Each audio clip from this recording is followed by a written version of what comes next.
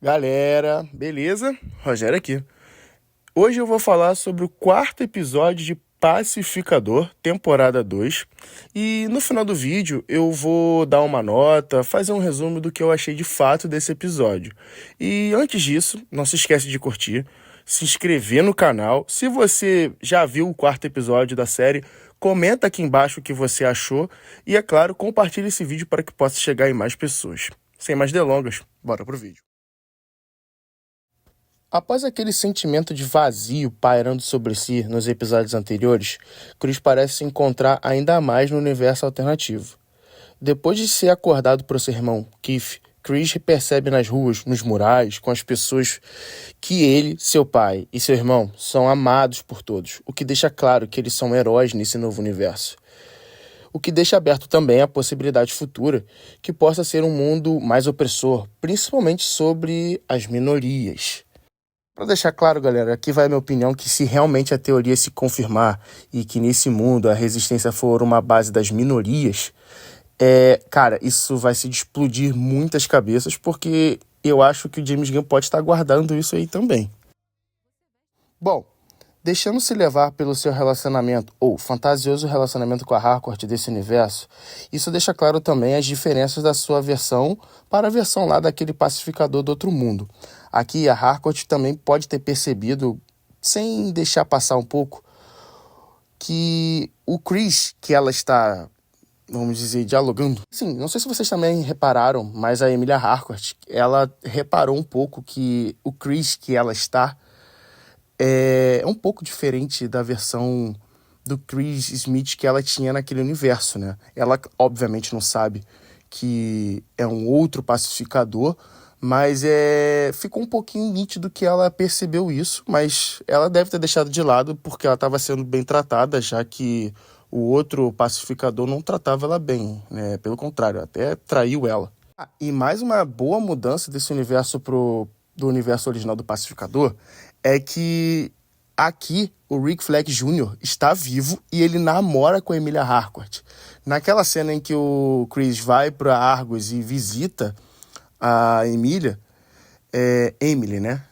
Ela percebe que o Rick Flag ficou com um pouco de ciúme dela conversando com o Chris, mas obviamente ela não ligou porque ela claramente gosta do pacificador nesse universo, né? Enquanto isso, lá na Argos original, a Sasha Bordeaux e o Flurry tramam como vão conseguir abrir a porta de acesso ao multiverso escondido do pacificador.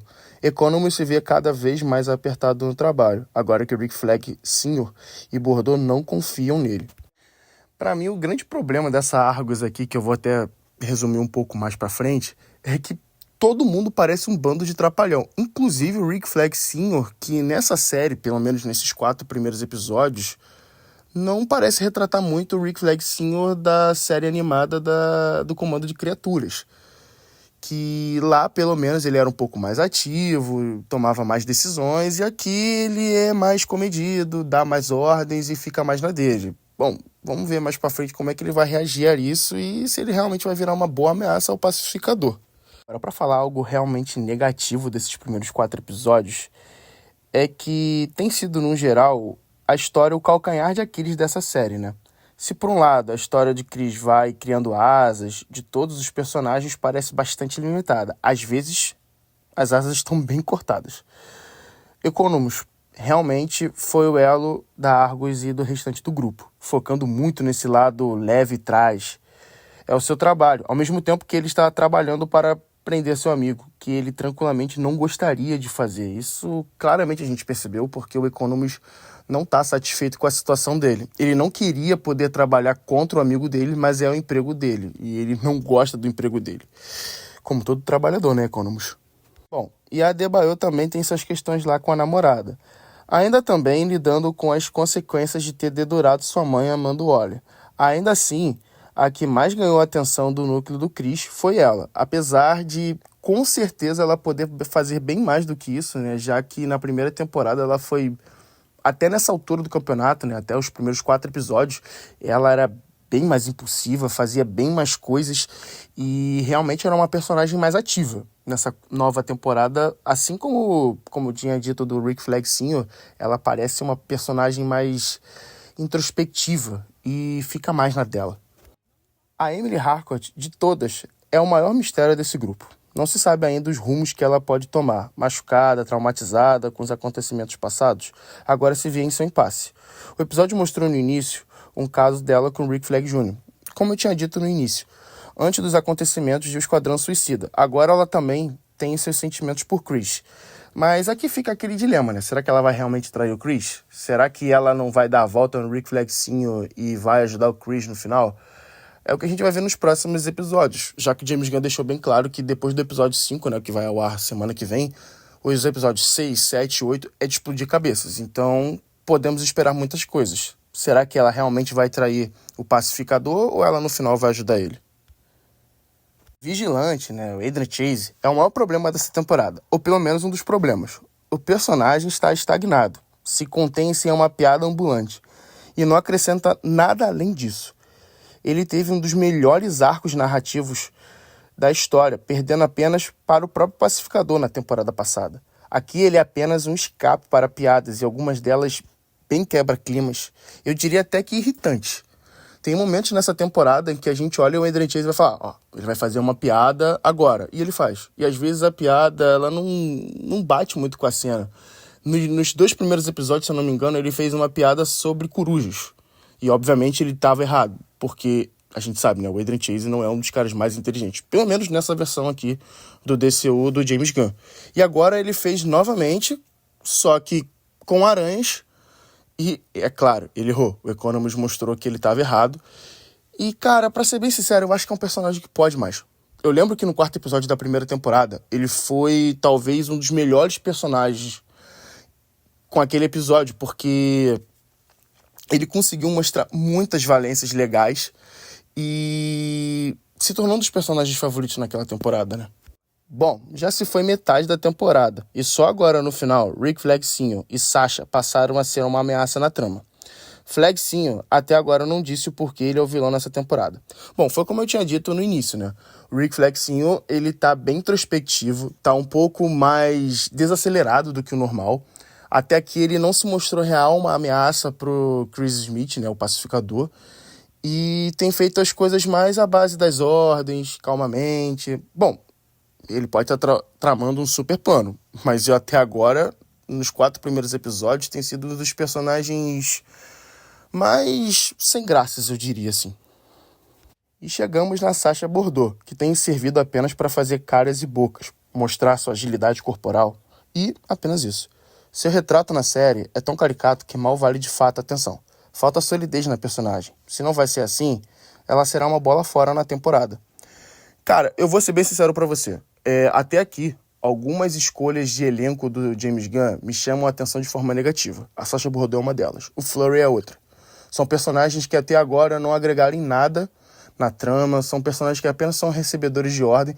E quando tem a oportunidade de brilharem, ou fazem uma piada idiota, que só mostra o quanto é burro um agente especial americano, ou dão uma piscadela, fazem uma pose para dizer que estão bonitas, no caso da Sasha Bordeaux nesse último episódio. Bom, se é assim, eu acho que o texto, pelo menos desses 2 personagens, é muito, mas muito caricato. Nova Argos, no que tange a gerência de Flag Sr., até aqui corresponde por planos furados, agentes de campo burros e que servem apenas para ser piadas nas cenas. Como eu tinha dito, são personagens em que você olha e fala, cara, não é possível que esse cara é um agente da CIA. Não quero ser chato nem nada, mas um mínimo de seriedade o James Gunn às vezes precisa levar em conta, mesmo que a série seja sobre comédia. Porque senão, parece que tudo é muito fácil. Por exemplo, se esses agentes não fossem tão burros, acho que aquela cena do Eagle seria até melhor do que ela foi. E ela foi uma cena muito boa. Mas ela seria ainda melhor se os personagens não parecessem um bando de burros, né? E falando sobre Fleur, essa cegueira de pássaro é mais uma daquelas escritas do James Gunn em que acha que o seu telespectador é burro ou não vai pensar muito e vai aceitar tudo que ele vai fazer. Pra mim, é só mais uma desculpa pra enfiar qualquer tipo de personagem na série e alugar a minutagem no episódio. Bom, e aqui vai o resumo. James Gunn acerta em trazer a série para um universo inesperado, que pode dar muitas respostas nos próximos episódios. Porém, ele erra em querer tudo muito acelerado, dando margem para não valer 7 dias cada episódio visto.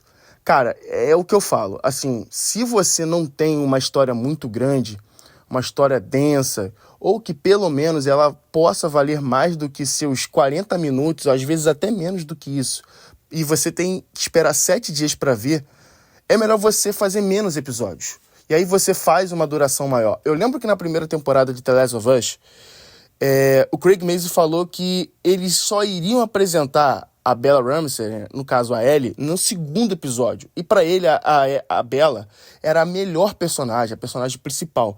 E não poderia ser apresentada só no segundo. Então eles colocaram o segundo episódio junto com o primeiro e fizeram um episódio na HBO de mais de 1 hora de duração, fazendo com que o episódio fosse mais completo, desse mais respaldo aos personagens e você, obviamente, criasse um hype maior pro segundo episódio.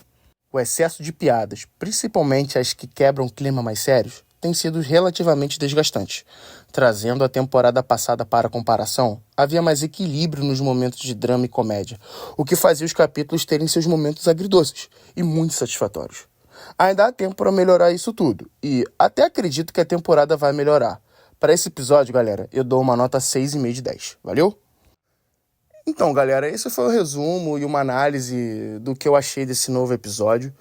Eu acho que realmente a série vai dar uma guinada. Esse próximo episódio, o quinto, né, vai ser um responsável por divisor de águas, eu acredito. E a gente vai poder ver os próximos episódios com um olhar um pouco mais satisfatório, eu diria. Eu tenho certeza, porque o James Gunn é um bom escritor, é um bom roteirista e principalmente um bom diretor. A primeira temporada foi uma das melhores temporadas de super-heróis que eu já vi, né? Pelo menos do gênero, já que o Pacificador não é um super-herói de fato. Mas eu acredito sim que o James Gunn vai conseguir dar a volta por cima nessa temporada e ele vai entregar algo relativamente bom. Então, galera, é isso. Eu fico por aqui. Eu espero que você tenha gostado do vídeo. Não se esquece de deixar o seu like. Comenta aqui o que você achou do review. Também, se você viu o episódio, compartilha para os seus amigos para que possa chegar em mais pessoas. E não se esqueça, se inscreve no canal, vai me ajudar bastante. E, bom, né, o canal vai... Então é isso, galera. Um abraço, valeu e até mais.